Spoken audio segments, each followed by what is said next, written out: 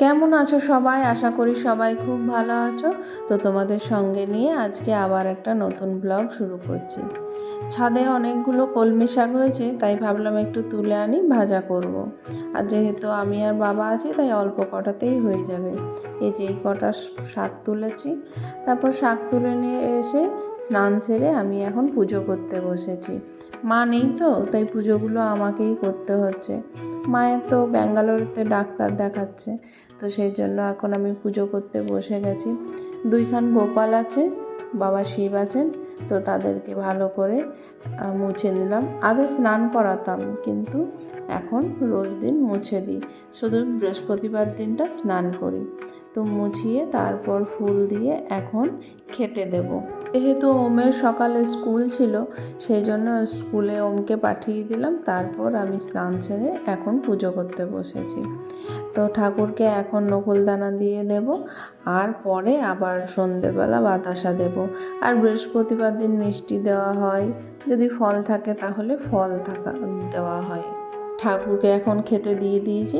এরপরে ওই তুলসী মন্দিরে প্রদীপটা দিয়ে এলেই হয়ে যাবে আমার পুজোটা। তারপর আমি আবার রান্নার দিকে যাব। তো এই যে সিংহাসনটা আমি সাজিয়ে দিয়েছি, আর এই ফুলগুলো সব আমাদের নিজেদের গাছে, ছাদে জবা আর ওই নীলকণ্ঠ ফুলটা, আর এইদিকে সাদা ফুলের একটা গাছ আছে। আর এখানে পুজো হয়ে গেছে। এখানে ওই জগন্নাথ ঠাকুর আছে, আর এখানে লক্ষ্মী গণেশ আছে। আর এই দিকে যে তারা মাটা দেখছো, এই তারা মাটা ওই আমার যে হেল্পিং হ্যান্ডটা আছে, সে এনেছে তারাপীঠ থেকে। এইখানে এই সিংহাসনে মোটামুটি সব ঠাকুরই আছে, শিব, গণেশ, তারপর গোপাল।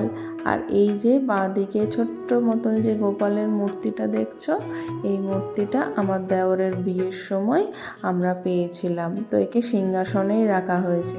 আর ওই গণেশটাও পেয়েছিল, সেটাও সিংহাসনে রাখা হয়েছে। চলো, পুজো হয়ে গেছে, এবার একটু খেয়ে নিই। বাবাকে তো খেতে দিয়ে দিয়েছি, এবার আমি একটু রুটি খেয়ে নেব, তারপর রান্নার কাজে যাব। আর এখানে নিয়েছিলাম সকালবেলা একটু এই যে মৌরলা মাছগুলো এখন একটু বেছে নিচ্ছি, কারণ হচ্ছে না বেছে রাখলে না নষ্ট হয়ে যাবে, সেই জন্য এখন বেছে দিচ্ছি। তারপর এটাকে রান্না করব। আসলে কয়েকদিন ধরেই মাছ খাওয়া হয়নি, কয়েকদিন পর পর পুজো গেল, সেই জন্য। তো আজকে ভাবলাম একটুখানি মাছ নিয়ে নিই। আমি যদি একা থাকতাম তাহলে হয়তো নিতাম না, বাবা আছেন সেই জন্যই ভাবলাম যে বাবার জন্য একটু মাছ করি। তো এখানে মাছগুলো আমি একটু নুন হলুদ মাখিয়ে দিলাম, আর এখন একটু ভেজে নিই। বিশেষ কিছু করব না, ওই ডাল, মাছ আর একটু শাক ভাজা। আর এখানে মাছগুলো ভাজা হয়ে গেলেই আমি আবার শাকটা করে নেব। আর এই মাছগুলো না অনেকক্ষণ থেকে গেছে বলে আবার একটু মনে হয় নরমও হয়ে গেছিলো, সেই জন্য কেমন একটু ছাড়া ছাড়া হচ্ছে। ইয়া করা যাবে, এটাই রান্না করব এখন। যখন বাড়িতে লোক কম থাকে তখন না রান্না করতে একদমই ইচ্ছা করে না, মনে হয় কি করব একার জন্য, দুটো মানুষ, আর বাবা তো সব রকম কিছু খান না, সেই জন্য ভাবলাম যে আমার একার জন্য আর কি করব, ডাল আলু সেদ্ধ আর একটু শাক ভাজা তো হবেই, তো সেই দিয়েই খেয়ে নেব। আর এই মাছটা এখন কোথাও আর বাবারও বিশেষ কিছু লাগে না। আর বাড়িতে লোকজন থাকলে তখন তো মানে এক একজন এক এক রকম খায় না বলে দুই এক রকম পদ বেশিই হয়ে যায়, সেই জন্য তখন আবার রান্নাটা করতেই হয়। আর রাত্রিবেলা কি দিয়ে খাবো জানি না, তবে এইখানে মাছ রান্নাটা আমার হয়ে গেছে, মাছটা এখন তুলে নিচ্ছি। তারপর এখানে আর দেখি বাকি রান্নাটুকু সেরে ফেলবো। রান্নাটা সারা হয়ে গেলে আমি একটা নতুন জিনিস তৈরি করব, তার জন্য প্রচণ্ড এক্সাইটেড আছি যে কত তাড়াতাড়ি রান্নাটা সেরে জিনিসটা তৈরি করব। কি বলো তো, সামনেই রাখি, তো তাই রাখি তৈরি করব। প্রত্যেকবারেই আমি রাখি তৈরি করেই পরাই। আমরা 3 ভাই বোন, আর আমি সব থেকে ছোট, তারপর দাদা, আর সব থেকে বড় হচ্ছে আমার দিদি। তো আমি প্রতিবারই চেষ্টা করি যে নিজের হাতে রাখি বানিয়ে পরানোর। জানি না দাদা আসতে পারবে কিনা বা আমি যেতে পারবো কিনা, তবু আমি বানিয়ে রাখি যে আগে থেকে যখন সুযোগ হবে তখনই রাখি পরিয়ে দেবো। তবে আগেরবার দাদা এসেছিল, এইবারে আমি দেখি যাওয়ার ইচ্ছা আমার আছে রাখিতে। আর আমি এখন 3টে রাখি বানাবো, সেটা হচ্ছে একটা হচ্ছে আমার দেওরের জন্য, আমার দাদার জন্য, আর একটা আমার পাতানো ভাই আছে তার জন্য। তো যে পাতানো ভাই আছে তার জন্য একটা উপহারও তৈরি করব। শুধু রাখিটা তাকে কি করে পাঠাবো, মানে সে আসতে পারে না আর আমিও যেতে পারি না, তার বাড়ি অনেক দূরে, কিন্তু তার জন্য রাখি বানিয়ে প্রতি বছরই আমি পাঠাই। তো এই রাখিটা আমি তৈরি করছি এখন, জানি না এটা কাকে পরাবো, আরও 2খান রাখি তৈরি করতে হবে।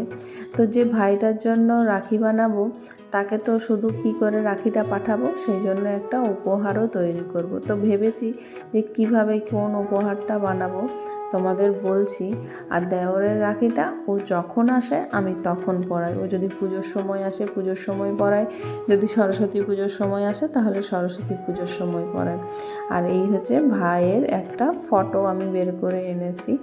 এটা আসলে ওর ডিপিতে ছিল হোয়াটসঅ্যাপে, তো সেখান থেকেই ডাউনলোড করেছি, দিয়ে তারপর ওমের বাবাকে বললাম যে তুমি যাও একটু এটা বের করে এনে দাও প্রিন্ট।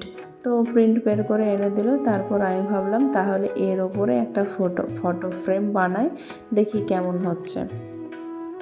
তো এইটা আমার ক্লে দিয়ে প্রথম কাজ। আমি কোনো দিন এর আগে ক্লে সম্পর্কে কোনো আইডিয়াই ছিল না, শুধু মানে অনলাইনে দেখেছি ইউটিউবে যে কেমন করে ক্লে দিয়ে কীভাবে কাজ করা যায়, সেই সূত্রেই ভাবলাম যে আমি একটা ফটো ফ্রেম বানাই, দেখি না কেমন হয়।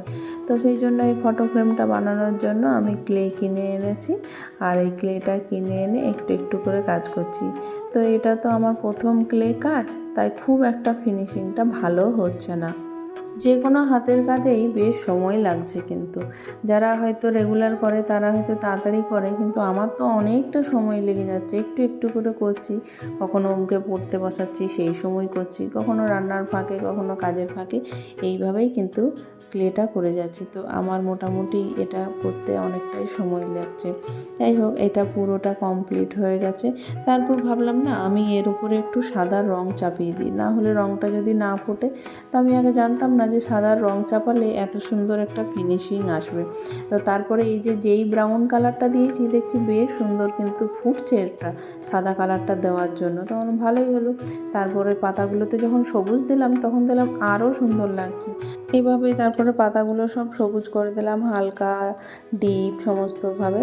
আর ফুলগুলোকে নানা রকম কালার দিয়ে ভরাট করছিলাম, দেখি শেষমেশ কেমন দেখতে লাগে। আর এই ভাইটাকে আমি তো রাখি পাঠিয়ে দিই প্রত্যেকবারই, পরানো একবারই হয়েছে, আর তারপর থেকে ওকে পাঠিয়ে দিতে হয়, কারণ ওর সাথে আমার রাখির দিনে দেখা হয় না খুব একটা। তো একবার আমি বললাম যে অনলাইনে এখন অনেক গিফট থাকে রাখির সাথে ভাই, তো তোকে আমি অনলাইন থেকে পাঠিয়ে দিই, তুই একটু পরে নিস না। তো ভাই আমাকে তখন বলেছিল, দিদি তুমি যে আন্তরিকতার সাথে আমার রাখিটা বানাও সেটা ওই রাখিটার মধ্যে থাকবে তো, তাহলে আমি পরবো, না হলে কি করে ওই রাখিটা পরবো বলো, সেটাতে তো তোমার ভালোবাসা আর থাকবে না। তো আমি তারপর থেকে চেষ্টা করি যে আমি রাখিটা বানিয়ে দেওয়ার। গিফট আমি কিছু বানাতে পারি বা না পারি, কিন্তু রাখিটা বানিয়ে আমি ঠিকই পাঠিয়ে দিই, অনলাইনে হোক বা কুরিয়ার করে হোক, যেমন করেই হোক ওকে পাঠিয়ে দিই, বা যখন ওকে বলি যে স্কুল যাবে তখনও পাঠিয়ে দিই। ও একজন টিচার, তো সেই স্কুলেও পাঠিয়ে দিই অনেক সময়। তো এইভাবেই পুরো ওর সঙ্গে আমার বন্ডিংটা তৈরি হয়েছে। তো যাই হোক, তো এই যে ফুলগুলো যখন করছিলাম তখন দেখলাম কালারগুলো একটু শুকিয়ে শুকিয়ে গেছে, তো সেই জন্য একটু জল মিশিয়ে মিশিয়ে করছিলাম, ওই জন্য আরও একটু সময় লাগছিল। আর এখানে ভাবলাম যে রঙগুলো তো শুকিয়েও যাচ্ছে, তো এই রঙগুলোকেই কাজে লাগিয়ে দিই। তো এরকম করতে করতে বেশ খানিকটা কিন্তু সময় লেগে যাচ্ছিল আমার। তো দেখো এখানে আমার সমস্ত রং করা হয়ে গেছে, আর এইটা হচ্ছে এটার ফাইনালটা, যে কেমন হয়েছে ফুলগুলো অবশ্যই জানিও। ভালো লাগলে লাইক কমেন্ট সাবস্ক্রাইব করো, আর তোমরা সবাই খুব ভালো থেকো, সুস্থ থেকো। আর আজকের মতো এইটুকুই, এখনকার মতো টাটা, বাই বাই।